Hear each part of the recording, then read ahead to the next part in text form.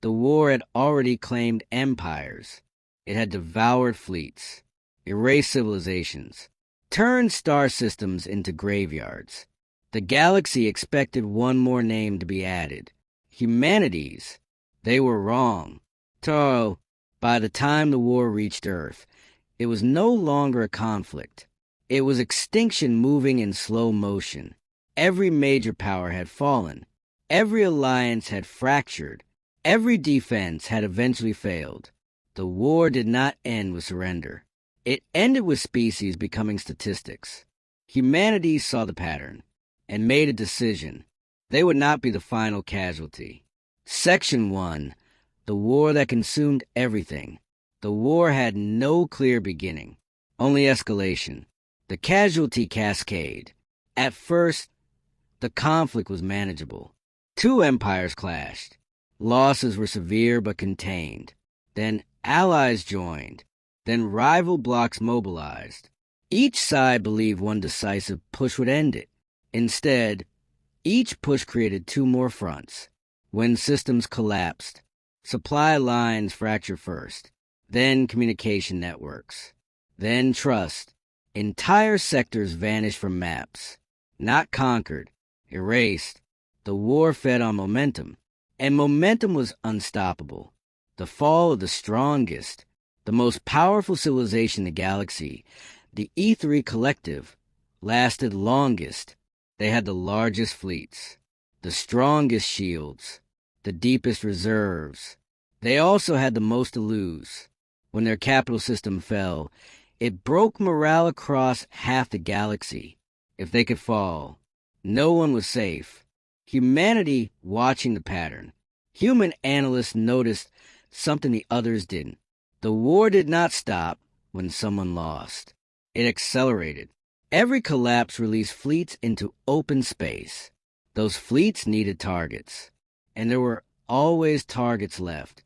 The realization, if humanity fought like everyone else, if they tried to win decisively, they would feed the machine. They would become the next collapsed empire, the next cascade, the next statistic, the strategic shift. Human command made a choice that shocked even its own officers. No grand offensives, no final stands, no decisive battles. The objective was not victory. It was continuity, the doctrine of survival. When a sector became indefensible, humans evacuated early. When fleets were overwhelmed, they dispersed instead of dying gloriously. When positions were lost, fallback layers activated automatically. Other species called it cowardice. Humanity called it preservation. The thing that angered the war. The war had grown used to empires making heroic last stands. Humanity refused. They denied the war its dramatic ending, denied it a final massacre, denied it momentum. The first time the cascade broke, an enemy armada entered human territory, expecting a climactic battle. They found empty space, stations dismantled, resources evacuated, defenses relocated. No decisive victory, no annihilation, just absence. The armada had nothing to consume, and without consumption, the cascade slowed. The galaxy begins to notice. While other civilizations burned out in final glory, human systems kept functioning, not untouched, but intact. Humanity wasn't winning. They simply weren't dying. End of Section 1. The war devoured everything that stood rigid. Humanity bent, and bending kept them alive. When extinction adapted, the war noticed. It had devoured empires built on pride. It had shattered coalitions built on trust. Humanity was neither, and that made them difficult. So the war changed. The hunters arrived.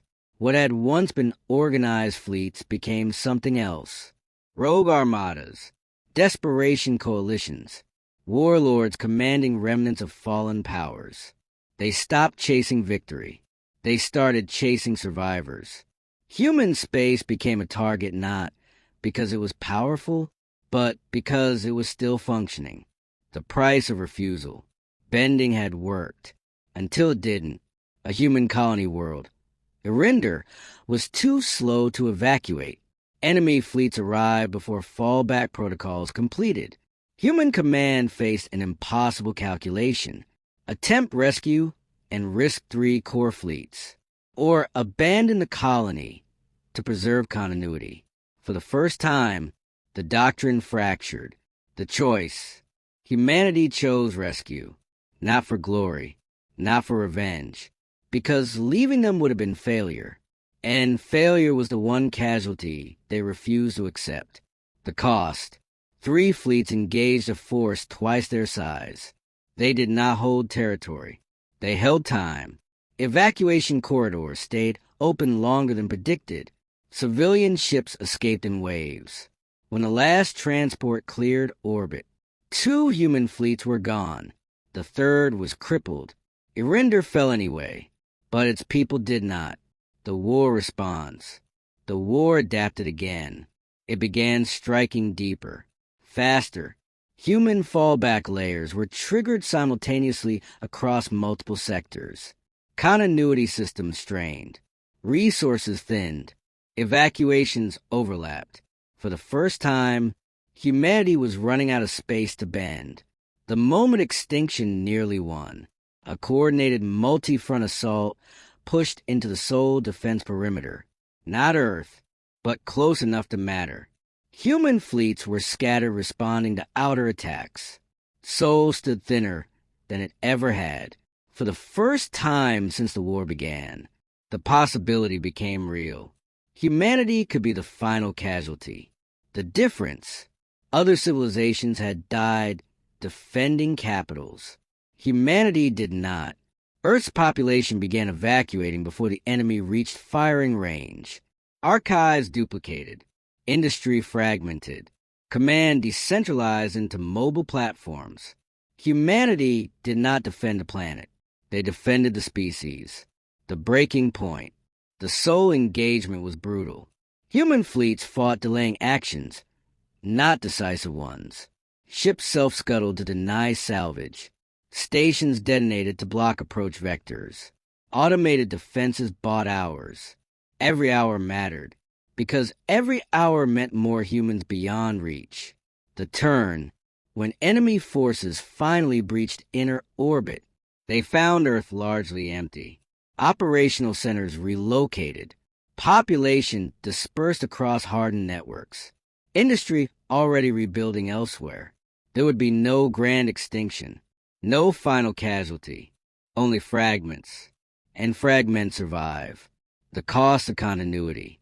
Soul was scarred. Infrastructure shattered. Loss is catastrophic. But humanity still existed. Not centralized.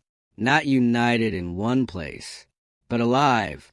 The war had struck its hardest blow and failed to end them when the war ran out of victims. The war had always ended the same way.